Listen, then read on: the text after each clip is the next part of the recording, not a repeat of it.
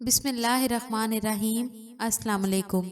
हज़रत अबू हुरैरा रज़ी अल्लाह तआला अन्हा से रिवायत है कि रसूलुल्लाह सल्लल्लाहु अलैहि वसल्लम ने फरमाया, जो शख्स जुमे के दिन गुस्ल जनाबत की तरह खूब अच्छी तरह गुस्ल करे, इसके बाद नमाज के लिए चले तो गोया उसने एक ऊंट का सदका किया, और जो दूसरी घड़ी में चले तो गोया उसने एक गाय सदका की, और जो तीसरी घड़ी में चले तो गोया उसने एक सींगों वाला मेंढा सदका किया, और जो चौथी घड़ी में चले तो गोया उसने एक मुर्गी सदके में दी, और जो पांचवी घड़ी में चले तो उसने गोया एक अंडा सदके में दिया।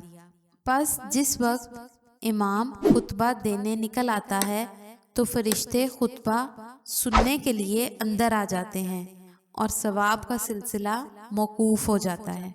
अल्लाह ताला उस शख्स को तरोताज़ा और शादाब रखे जिसने हमसे कोई हदीस सुनी फिर इसे याद करके लोगों तक पहुंचा दिया। मज़ीद इस्लामी वीडियोस के लिए हमारे चैनल को ज़रूर सब्सक्राइब करवाएं।